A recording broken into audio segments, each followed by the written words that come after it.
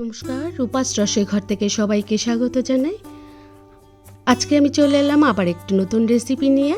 আজকে আমি বানাচ্ছি নোনা ইলিশের তেল ঝাল। নোনা ইলিশের রান্নাটা করার জন্য দুটো টুকরো নিয়েছি নোনা ইলিশ, ধুয়ে পরিষ্কার করে নিয়েছি। এবার পিস করে কেটে নেব। এখানে 400 গ্রামের মতো, প্রায় 400 গ্রাম নোনা ইলিশ আছে। এই রান্নাটা করার জন্য আমি এখানে দুটো বড় সাইজের বেগুন নিয়েছি, যেগুলো আমরা ভাজা খেয়ে থাকি। এই বেগুনগুলো দিয়ে আমি রান্নাটা করব। আর নিয়েছি আলু, 4টে আলু আমি নুন জলে সেদ্ধ করে নিয়েছি।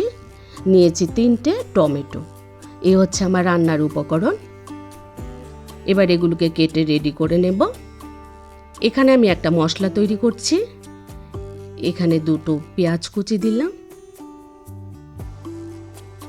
রসুন ছুলে দিলাম, ছোট সাইজের একটা রসুন ছুলে দিয়ে দিয়েছি, দিয়ে দিলাম পরিমাণ মতো কাঁচা লঙ্কা। এবার এটাকে পেস্ট করে নেব। পেস্ট করে এই রান্নায় ব্যবহার করব।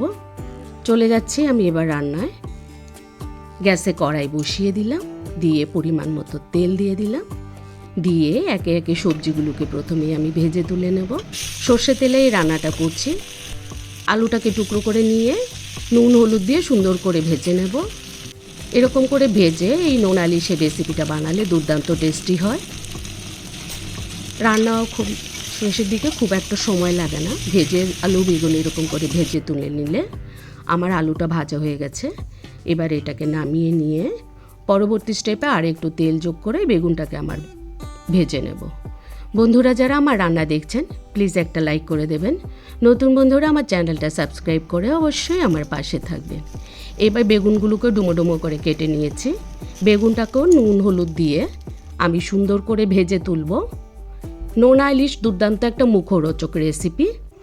নোনা ইলিশ আমরা ত্রিপুরায় যারা থাকি খেতে খুব ভালোবাসি, বিশেষ করে আমি তো খুবই পছন্দ করি।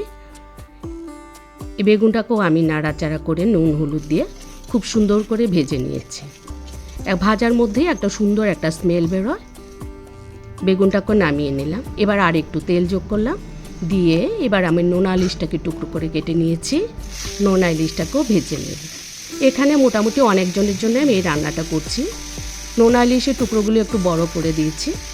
নোনা ইলিশটা থেকে আমি যেহেতু নুন থাকে, নুন দিয়ে তৈরি করা হয় নোনা ইলিশটা, সামান্য পরিমাণে হলুদ গুঁড়ো দিয়ে নোনা ইলিশটাকে ভেজে নেব। নোনা ইলিশটা আমার এত ভালো ছিল যে প্রচুর পরিমাণে তেল বেরিয়েছে। নোনা ইলিশটা ভাজা হয়ে গেছে। এবার আমি নোনা ইলিশটাকে নামিয়ে মূল রান্নায় চলে যাচ্ছি।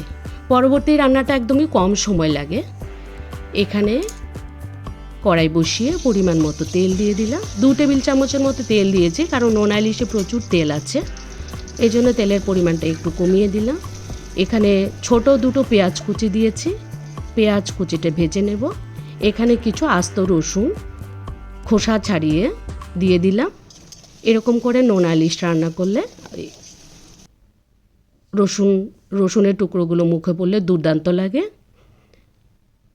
পেঁয়াজ রসুনটা ভাজা হয়ে গেছে। এবার বাটা মশলাটা দিয়ে দিলাম। বাটা মশলাটা দিয়ে খুব সুন্দর করে কষিয়ে নেব। এখানে আমি একটু আদা যোগ করে দিলাম। আদা যেহেতু হজমে সাহায্য করে, আমি যে কোনো রান্নায় আদাটা দেওয়ার চেষ্টা করি। ছোট এক টুকরো আদাকে গ্রেট করে দিয়ে দিলাম। দিয়ে দিচ্ছি পরিমাণ মতো হলুদ গুঁড়ো আর শুকনো লঙ্কার গুঁড়ো। ঝালটা আপনারা আপনাদের পছন্দ মতো দেবেন। আর তো কিছু মশলা প্রয়োজন নেই। এখানে একটু গরম জল যোগ করে দিয়ে মশলাটাকে কষিয়ে আমি টমেটোটাকে টুকরো করে দিয়ে দিলাম। মশলার সাথে টমেটোটাকে কষিয়ে নেব। এবার ঝোলের জন্য পরিমাণ মতো গরম জল যোগ করে দিলাম। গরম জলটা ফুটে উঠলে আমি একে একে ভেজে রাখা সবজিগুলো দিয়ে দেব। বন্ধুরা যারা নোনা ইলিশ দিয়ে এরকম একটা রেসিপি তৈরি করে খাননি, আমার রেসিপি ফলো করে অবশ্যই একবার ট্রাই করবেন। আমি বেগুনটাকে দিয়ে দিলাম।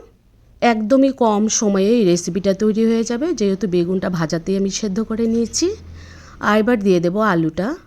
আলু বেগুন নাড়াচাড়া করে এবার আমি নোনা ইলিশটাকে যোগ করে দেব। দুর্দান্ত টেস্টি হয় এই রেসিপিটা। মানে নোনা ইলিশটা দেখুন, নোনা ইলিশটাকে আমি ঢেলে দিলাম। প্রচুর তেল বেরিয়েছে, তার জন্য আমি পরবর্তী রান্নায় তেলটাকে একদম কম যোগ করেছি। এবার মশলার সাথে ঝোলের সাথে আমি আলু বেগুন নোনা ইলিশটাকে দিয়ে নাড়াচাড়া করে একটুক্ষণ ঢাকা চাপা দিয়ে একটু রান্না করে নিলাম। আমার রেসিপি কিন্তু একদমই তৈরি। এখানে চেরা কাঁচা লঙ্কা দিয়ে দিলাম আর দিয়ে দিলাম কিছু পরিমাণে ধনেপাতা। দুর্দান্ত গন্ধ বেরিয়েছে এই রেসিপিটা, খেতে দুর্দান্ত হয়। এরকম একটা রেসিপি থাকলে ভাতের সাথে আর কোনো কিছুরই দরকার পড়ে না। আমার রান্না কিন্তু একদমই তৈরি। একটু ফুটিয়ে নিয়ে আমি নামিয়ে পরিবেশন করে দেব। বন্ধুরা যারা আমার রেসিপি এতক্ষণ দেখছিলেন, সকলকে অসংখ্য ধন্যবাদ জানাই। আমার রেসিপি ভালো লাগলে অবশ্যই একটা কমেন্টস করে জানাবেন আর বন্ধুদের সাথে অবশ্যই শেয়ার করবেন। নতুন বন্ধুরা যারা আমার রান্নাগুলো দেখছেন, আমার চ্যানেলে অনেক নতুন রেসিপি আছে, প্লিজ দেখার চেষ্টা করবেন। দেখুন দুর্দান্ত স্বাদের নোনা ইলিশের তেল ঝাল রেসিপি নামিয়ে পরিবেশন করে দিলাম। সকলকে অসংখ্য ধন্যবাদ জানাই। সবাই ভালো থাকবেন, সুস্থ থাকবেন আর আমার রেসিপি দেখবেন। দেখা হচ্ছে পরবর্তী নতুন আরেকটি রেসিপি নিয়ে।